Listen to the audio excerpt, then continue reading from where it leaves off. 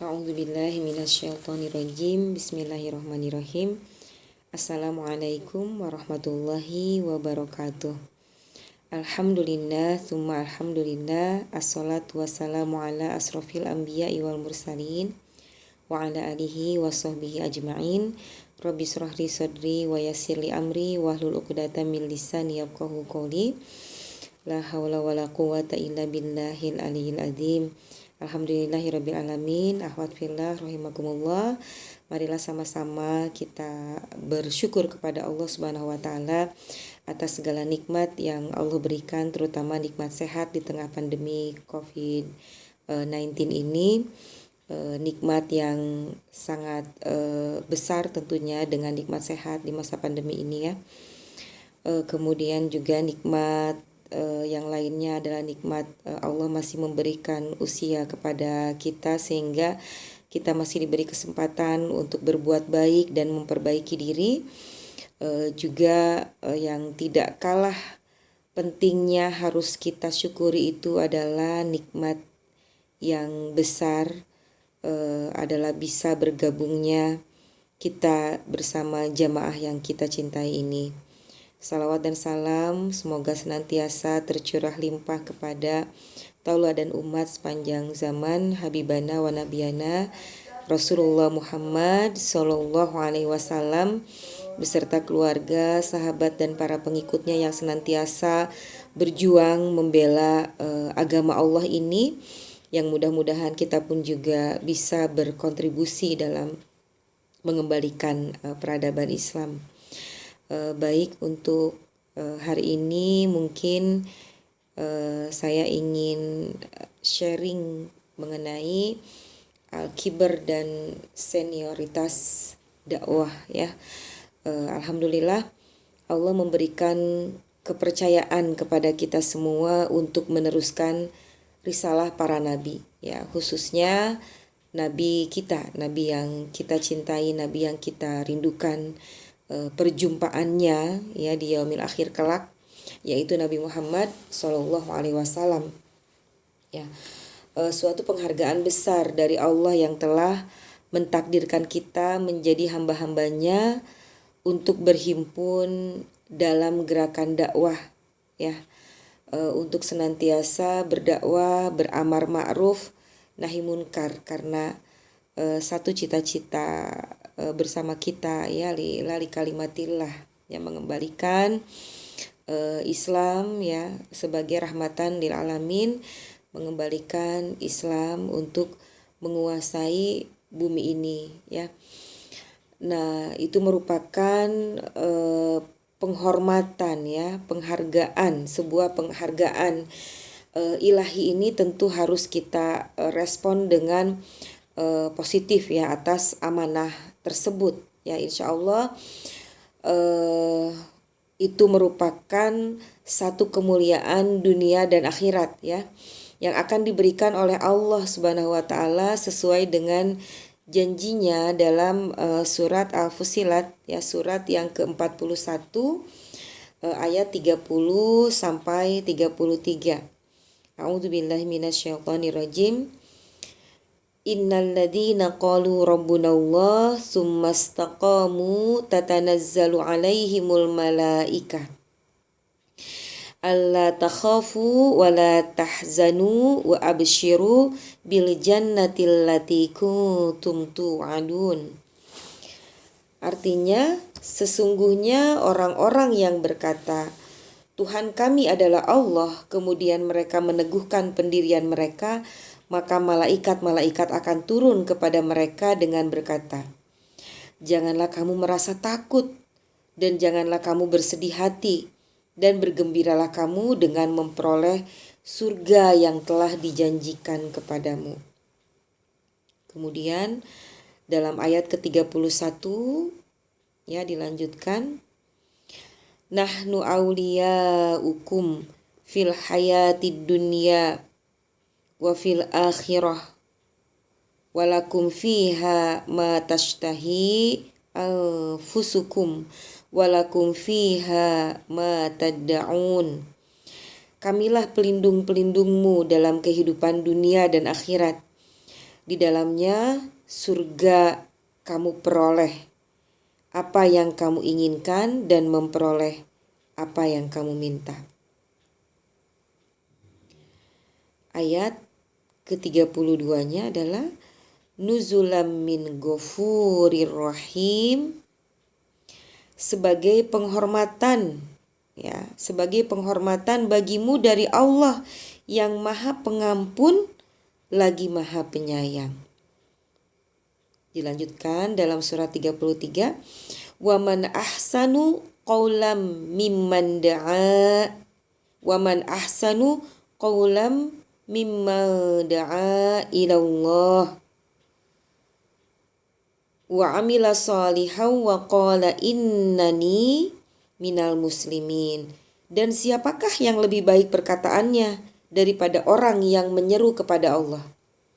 Dan siapakah yang lebih baik perkataannya daripada orang yang menyeru kepada Allah dan mengerjakan kebajikan dan berkata, sungguh aku termasuk orang-orang muslim atau berserah diri.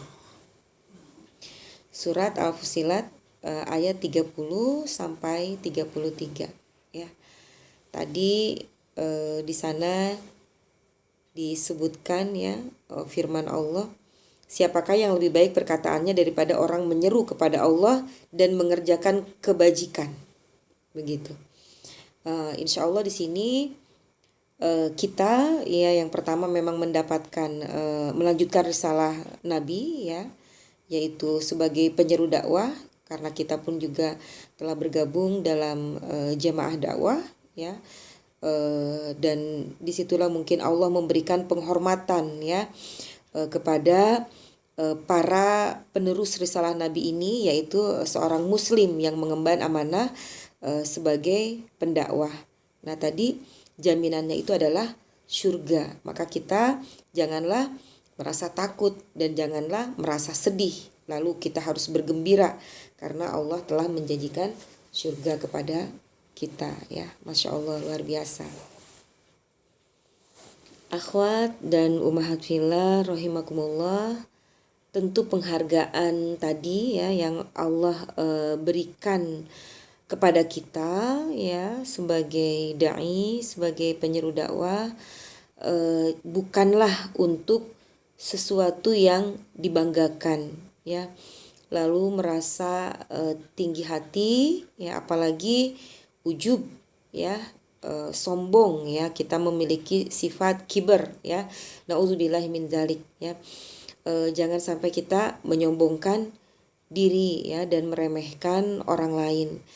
Kenapa? Karena semua itu perbuatan terlarang ya, bahkan tidak pantas seorang yang diberikan kemuliaan yaitu sebagai dai ya, sebagai penyeru dakwah yang mempunyai tugas amar ma'ruf nahi munkar, itu adalah sebuah kemuliaan, memiliki sifat sombong begitu ya, memiliki sifat ujub ya, kibar ya, karena memang Allah juga sudah mengingatkan melalui hadis Nabi ya bahwa orang yang di dalam hatinya terdapat kesombongan walaupun sebesar biji zarah, maka dia tidak bisa masuk surga. Naudzubillah ya.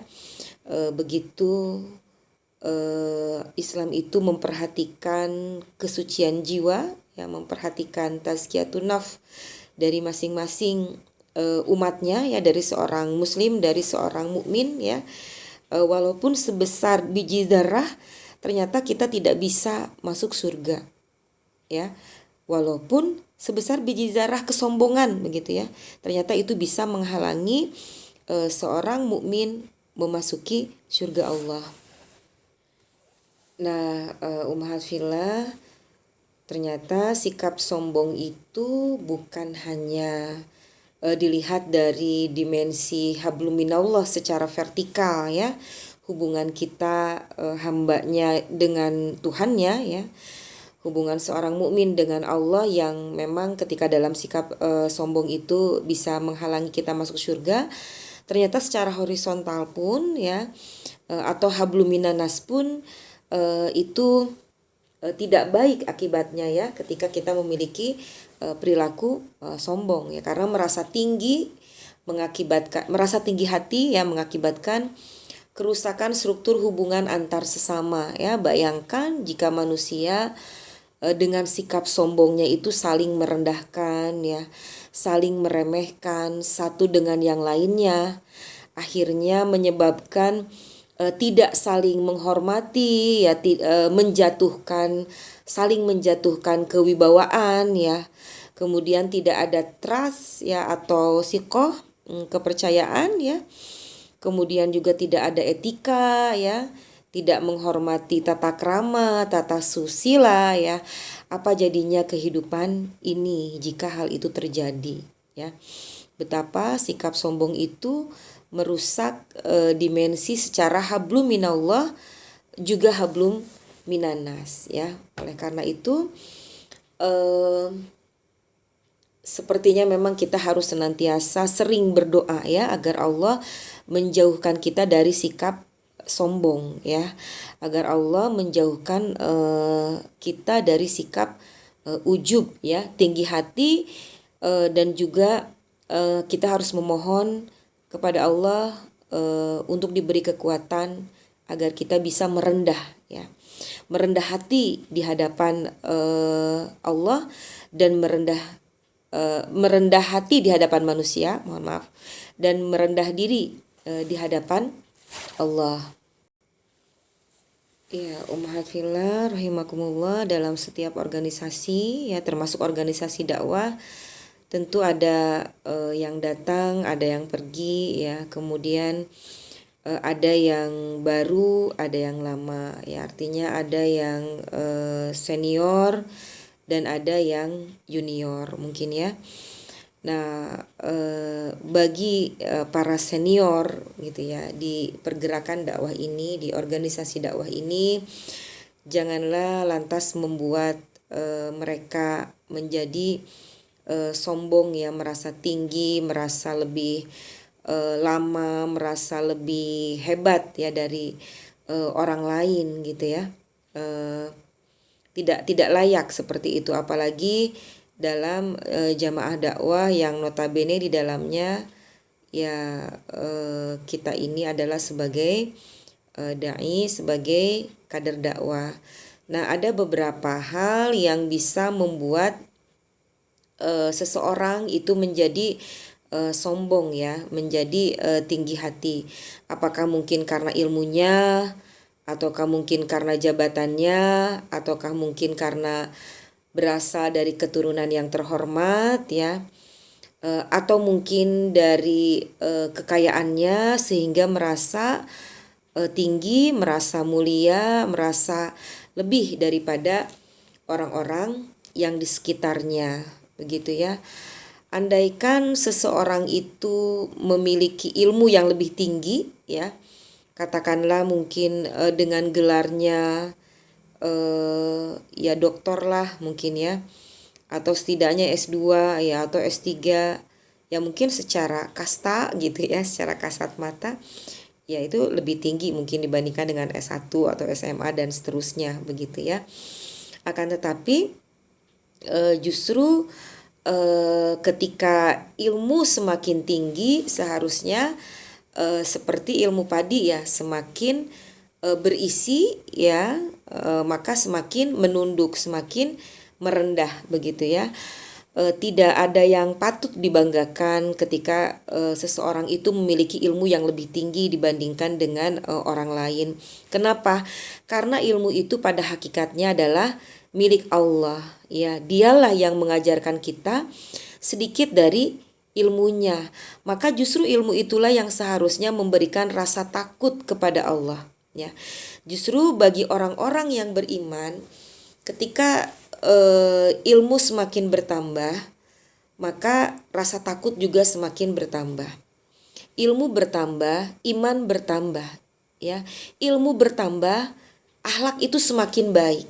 Di situ sudah menunjukkan bahwa ternyata memang Allah memberikan keberkahan ya, keberkahan ilmu kepada orang tersebut, orang yang berilmu tersebut ya. Yang pertama memang ditunjukkan dengan akhlak yang semakin baik, yang kedua ditunjukkan dengan iman yang semakin dalam begitu ya. Dan yang ketiga ditunjukkan dengan semakin takutnya diri kepada Allah ketika ilmu itu bertambah. Nah, sekarang ketika memang ilmu itu bertambah atau katakanlah gelar akademis itu bertambah lalu menjadi sombong ya. Mungkin keberkahan ilmu itu sudah tidak ada pada diri orang tersebut ya. Bisa jadi keridhaan Allah itu tidak berada pada orang tersebut. Ternyata dengan ketinggian ilmu, dengan ketinggian gelar itu tidak membuat dirinya semakin takut kepada Allah gitu. Bahkan bukan semakin mulia menjadi orang yang rendah hati, tapi ternyata malah semakin sombong, yang mana orang tersebut itu dijauhkan dari surga Allah. Ya, naudzubillah. Nah, berikutnya yang menyebabkan seseorang menjadi tinggi hati atau bersikap kibar itu mungkin karena bangga dengan amal dan aktivitas ibadahnya yang begitu banyak ya. Merasa dirinya lebih baik karena aktivitasnya banyak ya, mungkin aktivis begitu ya. Banyak yang dikerjakan ya, orangnya produktif gitu ya, amal-amalnya banyak ya, juga ibadah-ibadah mahdohnya juga banyak gitu ya. Lalu orang tersebut menjadi sombong ya, menjadi memiliki sikap kibar ya. Nah, bukankah seharusnya semakin tinggi keimanan dan ketakwaan itu semakin ia merendahkan hatinya ya, baik kehadirat Allah Subhanahu wa taala maupun kepada manusia ya. Jadi kita kan harus berendah hati kepada sesama mukmin ya, tapi bersikap tegas di hadapan orang kafir. Nah, Rasulullah Muhammad SAW itu adalah khairu khalqillah ya, sebaik-baik makhluk Allah ya. Orang yang paling bertakwa di antara manusia lainnya, orang yang paling beriman di antara manusia lainnya. Tetapi apa yang Allah pesankan kepada beliau ya, itu dalam surat Asy-Syu'ara ayat 215. A'udzubillahi minasyaitonirrajim. Waqfid janahaka limanit taba'aka minal mu'minin. Artinya, rendahkanlah hatimu kepada pengikutmu orang-orang mukminin ya. Jadi Rasulullah saja yang sudah dijamin masuk surga ya. Rasulullah yang sudah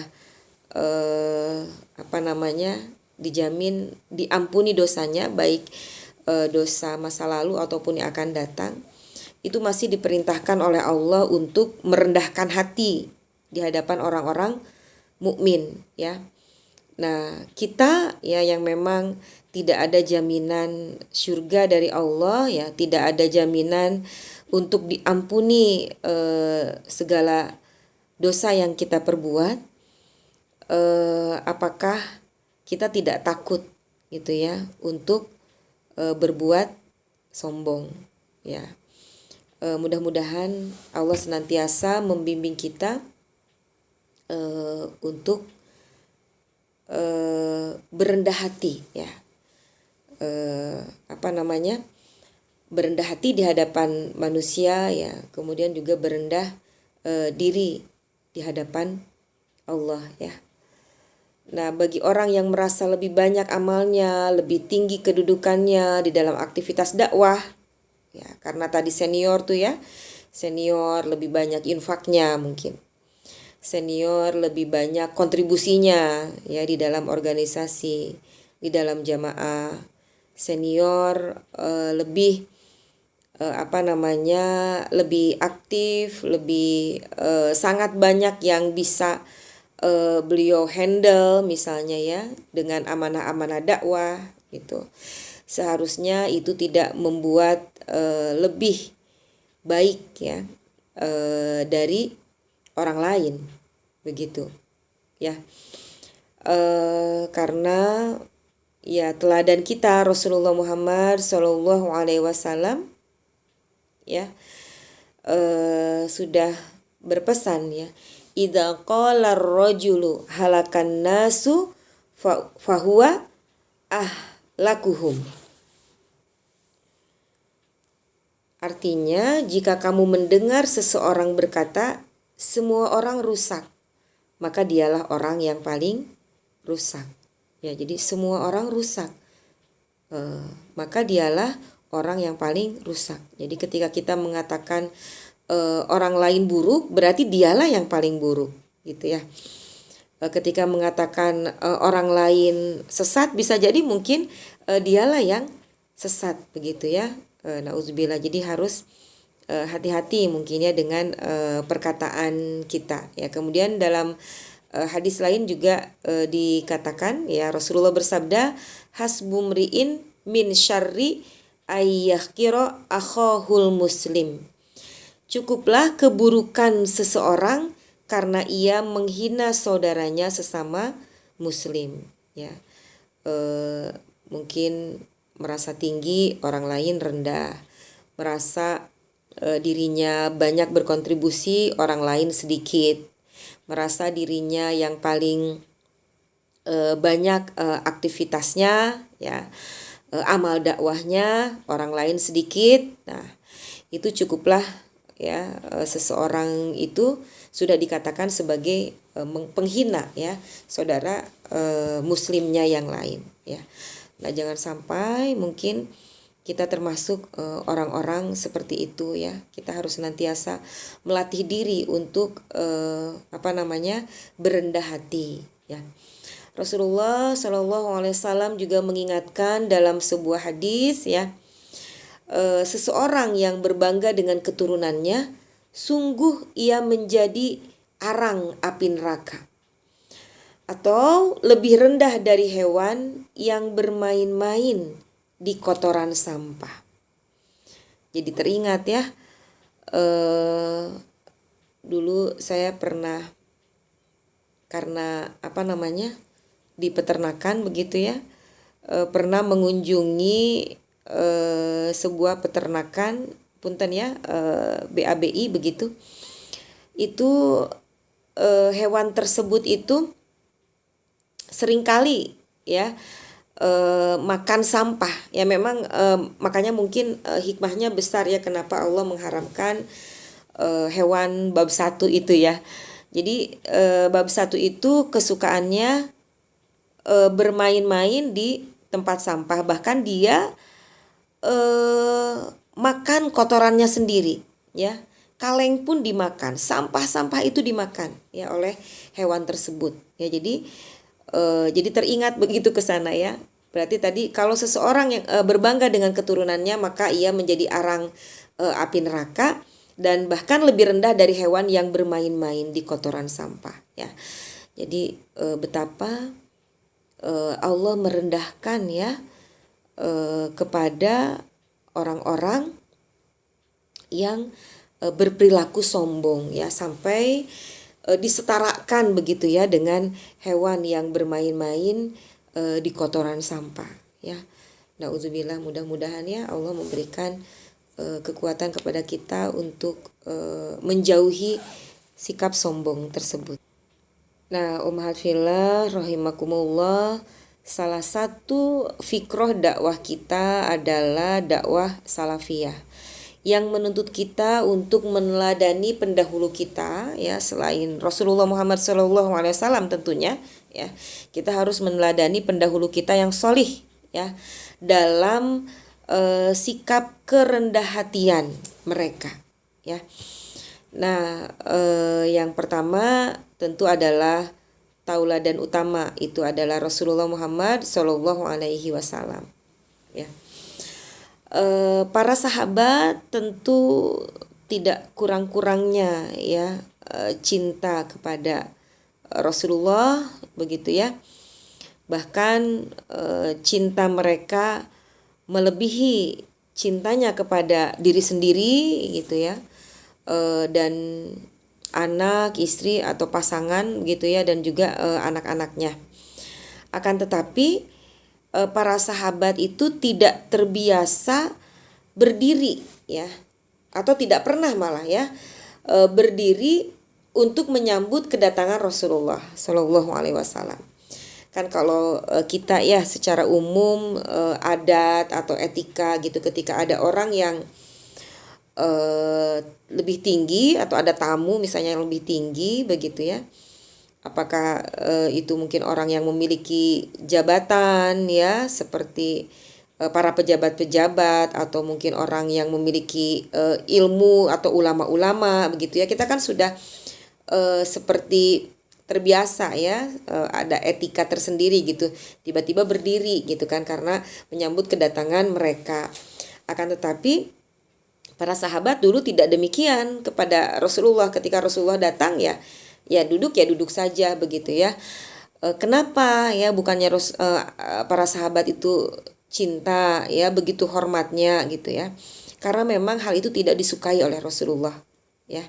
Rasulullah tidak menginginkan hal itu begitu ya.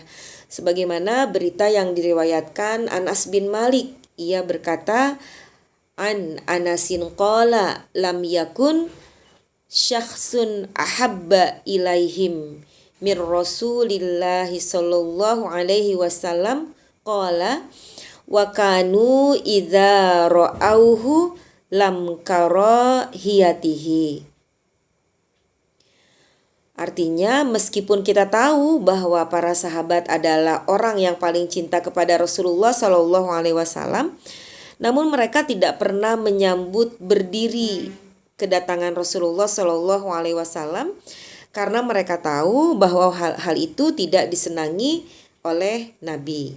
Ya, hadis riwayat Tirmidzi. Ya, nah itu, Masya Allah ya, Rasulullah yang begitu mulianya, Rasulullah yang merupakan kekasih Allah, orang yang paling Allah cintai, orang yang sudah dijamin masuk surga begitu ya, tidak ingin dibegitukan gitu. Bahkan ketika Rasulullah satu saat dicium tangannya, Rasulullah melepaskannya. Aku tidak suka, jangan berlaku demikian gitu ya, karena memang Rasulullah itu adalah orang yang paling rendah hatinya ya, karena memang Allah pun juga berfirman seperti yang tadi sudah disebutkan begitu ya dalam Al-Qur'an, bahwa rendahkanlah dirimu kepada pengikutmu orang-orang mukmin ya, sehingga Rasulullah tidak suka ketika tangannya diciumi. Rasulullah tidak suka ketika kedatangannya disambut dengan berdiri. Nah, yang berikutnya mungkin adalah contoh dari para sahabat ya. Masya Allah, salah satunya itu adalah Abdurrahman bin Auf ya. Kita mengenalnya adalah orang yang paling kaya di antara para sahabat. Kemudian selain orang yang paling kaya, juga orang yang dijamin masuk surga ya. Salah satu dari 10 sahabat yang dijamin masuk surga. Tentu beliau itu sangat-sangat disegani kalangan kaumnya ya. Bayangkan kalau kita misalnya di suatu daerah kita atau di negara kita ada orang yang paling kaya begitu ya, pasti disegani, pasti dihormati. Nah, begitupun juga masyarakat pada saat itu kepada Abdurrahman bin Auf ya. Namun kepiawaian dan kesenioran beliau ya tidak membuat dirinya tinggi hati, tidak membuat Abdurrahman bin Auf mempunyai sikap yang sombong, yang kiber ya, sekalipun kepada pelayannya gitu ya. Jadi hal itu dikisahkan oleh sahabat Abu Darda. Abdurrahman bin Auf sulit dibedakan dengan pelayannya karena tidak nampak perbedaan mereka dalam bentuk lahiriahnya. Jadi antara bos begitu ya dengan asistennya begitu, antara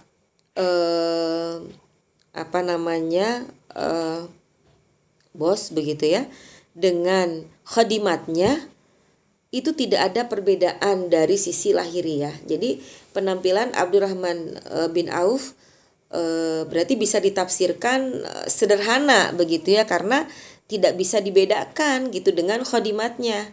Sampai mungkin orang juga ketika mereka berjalan mungkin ya bersama-sama mungkin orang sulit membedakan ini yang mana Abdurrahman bin Aufnya, ini yang mana bosnya, yang mana khodimatnya, karena memang saking rendah hatinya Abdurrahman bin Auf sehingga penampilannya pun sama dengan khadimatnya.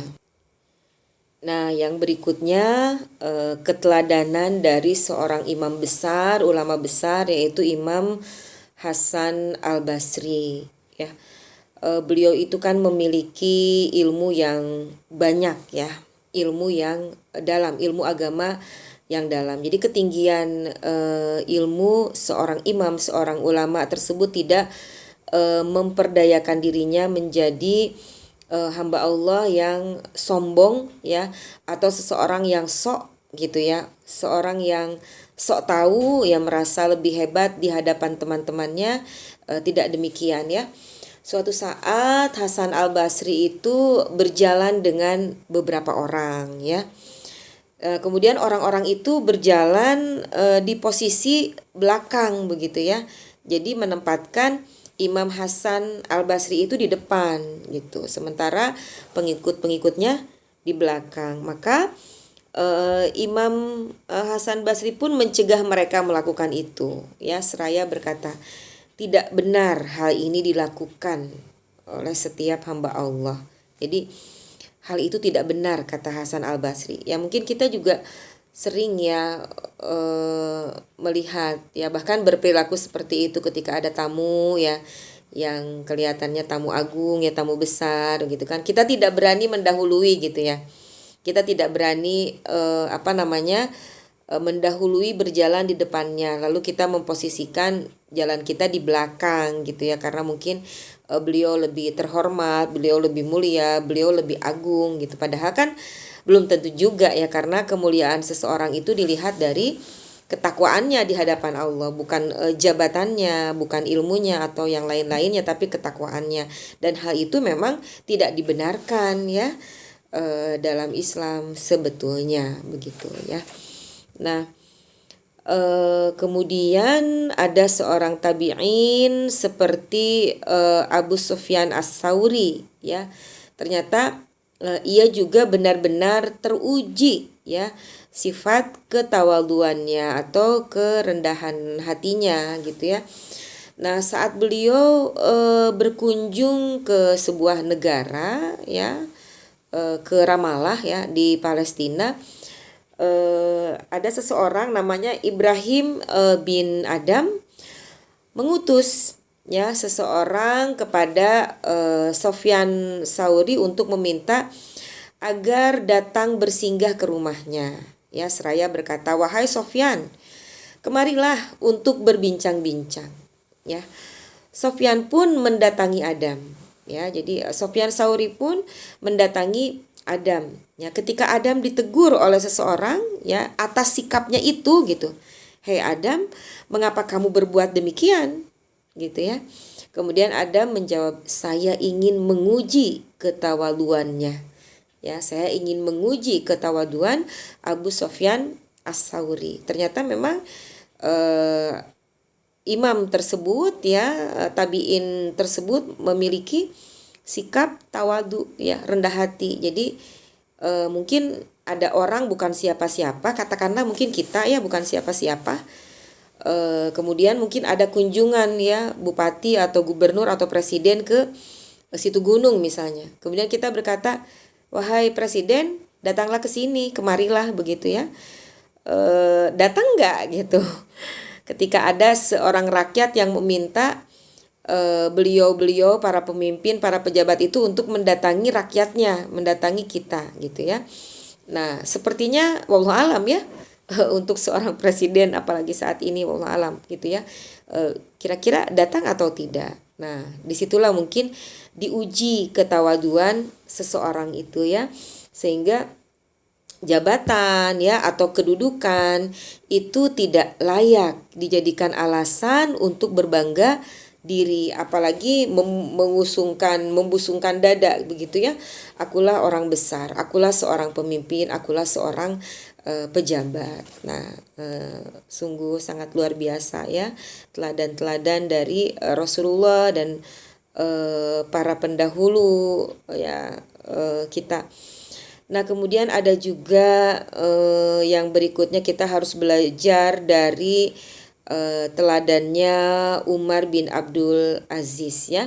Jadi Umar bin Abdul Aziz ini adalah pemimpin yang melegenda, pemimpin yang disebut sebagai khalifah kelima gitu ya setelah Khulafaur Rasyidin. Saking legendnya begitu ya, saking luar biasanya kepemimpinan Umar bin Abdul Aziz.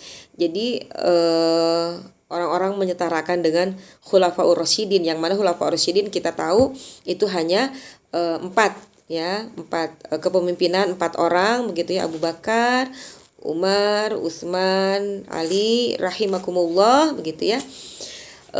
Itu setelah yang keempat itu disebutkan yang kelima ini adalah khalifah ya, Umar bin Abdul Aziz. Bagaimana keteladanan beliau ya, dalam sebuah riwayat dikisahkan bahwa Umar bin Abdul Aziz kedatangan seorang tamu ya saat ia sedang menulis begitu ya, ada tamu saat ia sedang menulis. Nah, saat lampu padam karena terjatuh, sang tamu pun berkata, "Biarkan aku ambil lampu itu, wahai Amirul Mukminin," gitu ya, "untuk aku perbaiki." Kemudian Umar sang khalifah berkata, "Tidak mulia seseorang yang menjadikan tamunya sebagai pelayan," gitu ya. Tamu itu berkata lagi, "Atau saya minta bantuan anak-anak ya," gitu kan. Umar Amirul Mukminin juga berkata, "Mereka baru saja tidur, jangan ganggu mereka." Kemudian sang khalifah pun beranjak dari tempat duduknya untuk mengambil lampu itu ya dan memperbaikinya sendiri. Tamu itu terheran-heran ya, seraya berseru, "Wahai Amirul Mukminin, engkau melakukannya itu sendiri?" Gitu ya, tanya tamu itu. Dan Umar pun berkata, "Saat saya pergi, saya adalah seorang Umar. Saat saya kembali, saya pun adalah seorang Umar. Tidak kurang sedikit pun dari saya sebagai Umar. Sebaik-baik manusia adalah yang tawadhu di sisi Allah." Ya, Masya Allah. Begitulah ketawaduan Umar bin Abdul Aziz ya. Di kisah yang lain juga Umar bin Abdul Aziz itu ketika beliau diresmikan menjadi pemimpin gitu ya, menjadi khalifah, beliau menolak istana dengan segala kemewahannya, dengan segala fasilitasnya, bahkan piring, gelas untuk makan pun juga sangat sederhana. Ketika masyarakat atau para pejabat memberikan amparan karpet merah untuk jalannya beliau begitu ya, Umar bin Abdul Aziz menolak semua itu. "Jangan engkau lakukan itu," ya. Nah, ini luar biasa, betul-betul mungkin layak ya dikatakan setara begitu dengan para sahabat Khulafaur Rasyidin ya. Kemudian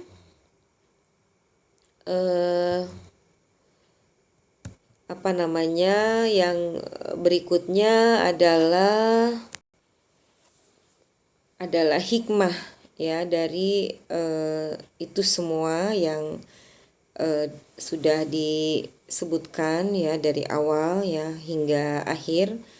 Bagaimana perintah Allah agar manusia menjauhi sikap sombong, kemudian juga teladan dari Rasulullah dan para pengikutnya yang sangat luar biasa ya, memiliki sikap tawadhu, kerendahan hati begitu ya.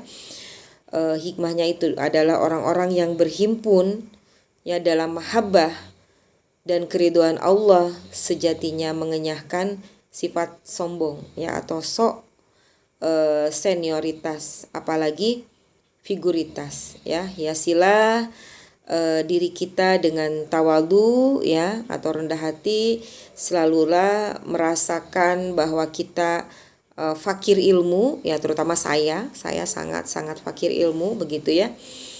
Merasalah bahwa diri kita senantiasa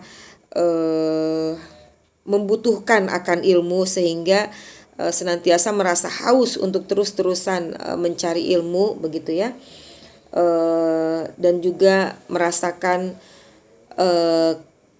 perlunya gitu kan pengalaman ya, dan merasa saling membutuhkan sesama ikhwah lainnya begitu ya.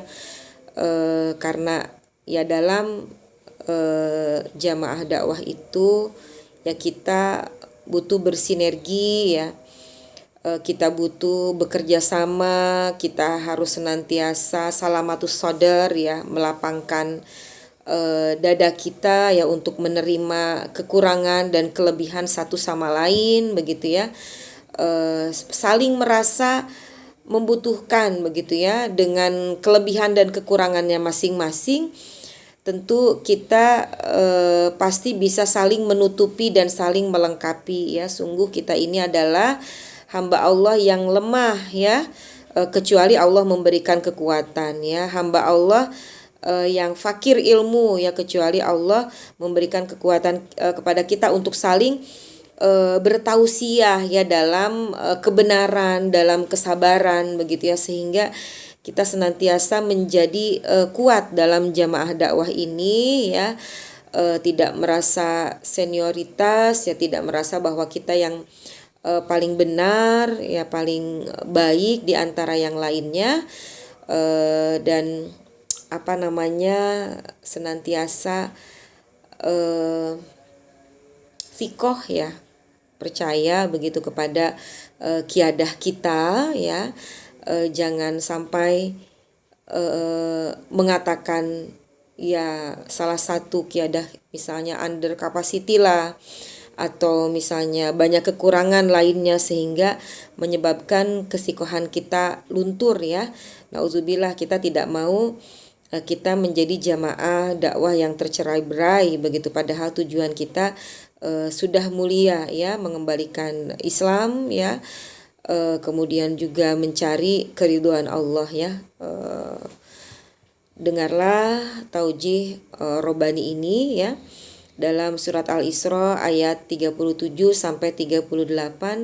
Wala tamshi fil ardi marahan innaka la takhriqal arda wala tablughal hibala tula kullu dzalika kana sayyi'uhu inda rabbika makruha. Dan janganlah kamu berjalan di muka bumi ini dengan sombong, karena sesungguhnya kamu sesekali tidak dapat menembus bumi, dan sesekali kamu tidak akan sampai setinggi gunung. Semua itu kejahatannya amat dibenci di sisi Tuhanmu ya. Subhanallah ya, Allah sangat membenci orang-orang yang sombong. Semoga Allah melindungi kita dari sikap sombong dan memberikan kekuatan kepada kita untuk memiliki sikap rendah hati. Demikian yang bisa saya sampaikan. Mohon maaf, masih banyak sekali kekurangan dan kelemahannya, karena saya hanyalah hamba Allah yang fakir akan ilmu ya. Al-haqqu mirobika falatakunana minal mumtarin. Aqulu qouli hadza. Wassalamualaikum warahmatullahi wabarakatuh.